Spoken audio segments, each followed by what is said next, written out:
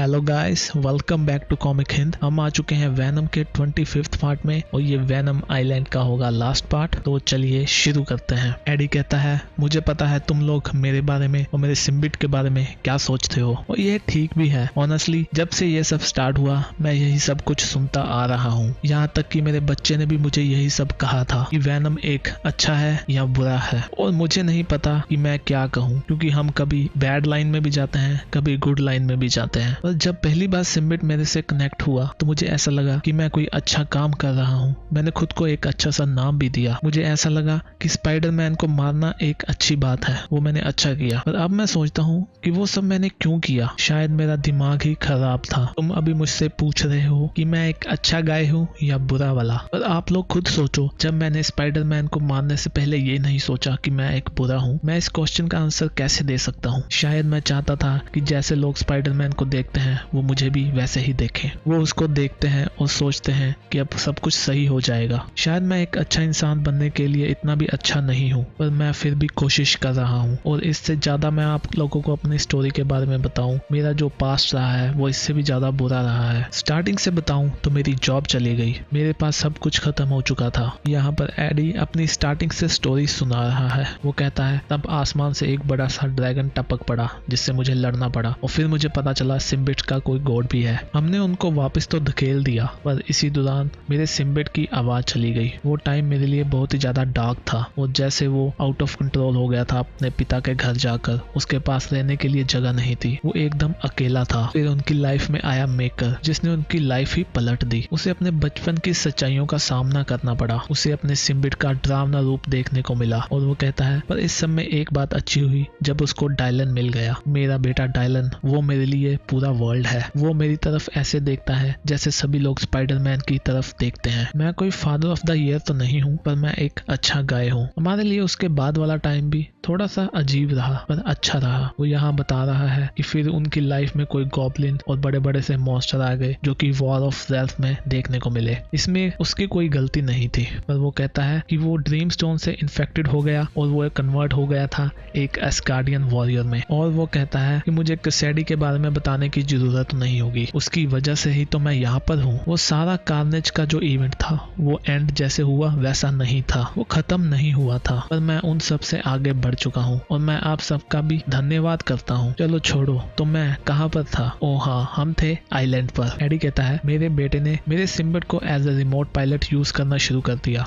और उसको कन्वर्ट कर दिया एक ट्राइनासोरस में, और मुझे कंट्रोल कर रहा था कार्नेज का सिम्बिट, और हम लोग लड़ रहे थे एक दूसरे को मारने के लिए। डायलन कहता है, डैड क्या आप मुझे सुन पा रहे हो? ये मैं हूँ डायलन। मुझे नहीं पता मैं इस फॉर्म को कितनी देर तक होल्ड कर सकूंगा। डैड प्लीज जाग जाओ। कार्नेज कहता है, तुम्हें मेरे साथ खेलना है तो चलो खेलते हैं। हम देखते हैं कि एडी को एक पिंजरे में बंद किया होता है। वो चिल्लाता है, डायलन। तभी उसके पास डायलन आ जाता है। वो कहता है, डैड मेरी बात सुनो। तो एडी कहता है, नहीं तुम असली नहीं हो, वो मेरे साथ फिर से खेल रहा है। डायलन कहता है, नहीं मैं सच में हूँ, मैं आपको यहाँ से निकाल सकता हूँ। तो एडी कहता है, तुम यहाँ पर कैसे आ सकते हो? ये तो मेरा माइंड है। तो डायलन कहता है, मैंने आपसे कुछ छुपा कर रखा था, मेरे पास कुछ पावर्स हैं और मुझे नहीं पता ये सब क्या है। ये सब तब शुरू हुआ जब उस कार्नेज सिम्बिट ने हम पे हमला किया। मैं नॉर्मी को बचाने की कोशिश कर रहा था और मैंने अपना कंट्रोल खो दिया और मैं कहीं और चला गया, और मैंने जब आंखें खोली तो वो जा चुका था। मुझे आपको पहले ही बता देना चाहिए था, मैं बहुत ही ज्यादा डरा हुआ था। एडी कहता है, ओ डायलन, मैं तुम्हारे लिए ये सब कभी भी नहीं चाहता था।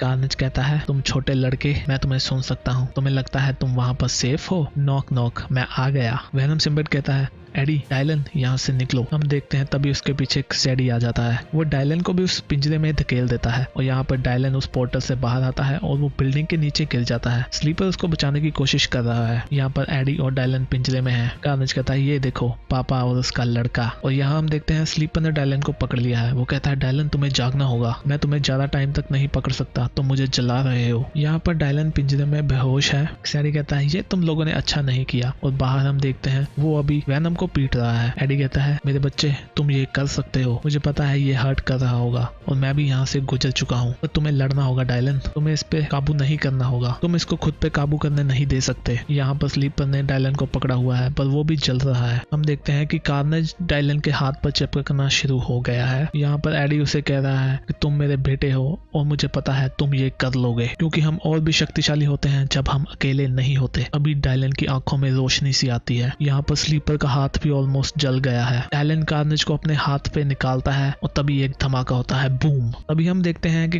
एडी केज के बाहर होता है, वो अपना सिर पकड़ता है और वहां भी धमाका होता है और वो केज टूट जाता है। यहाँ पर एडी भी फ्री हो गया है कार्नेज से। यहाँ पर स्लीपर और डायलन भी ठीक है और यहाँ पर एडी वापस आ चुका है। उसका सिम्बिट कहता है एडी तुम ठीक हो? तो एडी कहता है हाँ मैं ठीक हूँ, तुम ठीक हो ना, और तुम मेरा हाथ वापस लेके आ सकते हो? तो उसका सिम्बिट कहता है सॉरी एडी, बहुत ज्यादा डैमेज हो चुका है पर मैं फिर भी तुम्हारी हेल्प कर सकता हूँ। और वो खुद को लपेट लेता है उसके हाथ के साथ और एक हाथ बना देता है। और एडी कहता है अब हम लोग घर कैसे जाएंगे ये सोचो। और यहाँ पर डायलन स्लीपर को कहता है हम डैड को घर कैसे लेके आएंगे? तो एडी कहता है तो ये सब था। और इसके बाद डायलन ने किसी तरह तुम लोगों को कॉल की और थैंकफुली लिज के अभी भी कनेक्शन थे। पर उस बच्चे ने मुझे एक बात सिखाई कि अगर हमें अच्छा बनना है तो हमने जो भी मैस क्रिएट किया है हमें उसे खत्म करना होगा। और मैं तुम लोगों को एक बात बताना चाहता हूँ इससे पहले कि और ज्यादा लेट हो जाए। और यहाँ पर एडी पूरी स्टोरी सुना रहा होता है अवेंजर्स को और वो कहता है कि मुझे तुम लोगों को बताना है नल के बारे में। नल का नाम सुनकर थोर कहता है ओडिन स्पीयर्ड। तो आयरन मैन कहता है क्या तुम उसे जानते हो, वो कौन है? तो थोर कहता है ये सब एडी को ही बताने दो। तो कैप्टन अमेरिका कहते हैं एडी तुम सांस क्यों नहीं लेते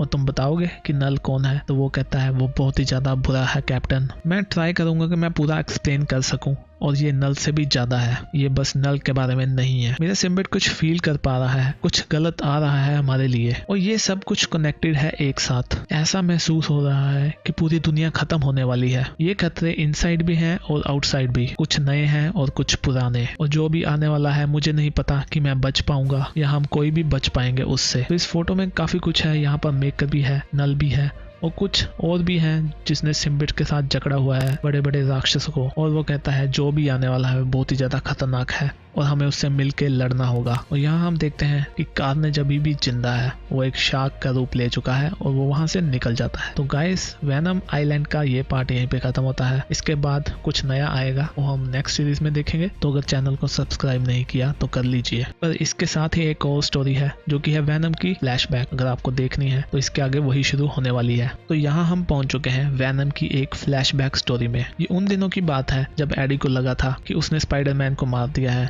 और वो वहीं आइलैंड पर है। ये वो टाइम था जब वैनम एग्जिस्ट नहीं करता था। एडी और उसका एलियन सिम्बिट बहुत ही पीसफुली रह रहे थे और उन्हें पीचिस को देखकर बहुत ही ज्यादा खुशी हो रही थी। एडी कहता है मुझे पता है तुम तो ये सब नहीं खाते पर मैं तो खा सकता हूँ ना, मुझे खुशी होती है ये सब देखकर। मैं कितना टाइम यहाँ पर कोकोनट ही खाता रहूंगा, यहाँ पर खाने को है बस आम। वो कहता है मुझे याद है मेरी आंट मार्था मेरे लिए स्पेशल पीचिस लेकर आती थी मेरे बर्थडे पर। जब मैं वापस जाऊंगा तो मैं उस डॉक्टर से मिलूंगा जिसने उनका कैंसर का इलाज किया था। वो आगे की ओर निकल जाता है और तभी उसको कुछ आवाजें सुनाई देती हैं। वो कहता है हमारे आइलैंड पर कौन आ गया? वहाँ पर कुछ शिप्स होती हैं और कुछ लोग वहाँ से सामान उतार रहे होते हैं जिसपे लिखा होता है प्रॉपर्टी ऑफ यूएस आर्मी, और ये ब्लैक मार्केट का काम करते हैं। एडी कहता है हम लोग वेट करते हैं कि ये यहाँ से चले जाए। उसके साथ जो बंदा होता है वो कहता है मिस्टर मैकेनी मैंने वैसे ही किया जैसे आपने कहा था। तो मिस्टर मैकेनी कहता है हाँ तुमने बहुत हेल्प करी, यहाँ पर माइनिंग करने वाले लोग गैस के कारण मर गए तो लोगों को लगता है कि यहाँ पर कुछ आत्माएं हैं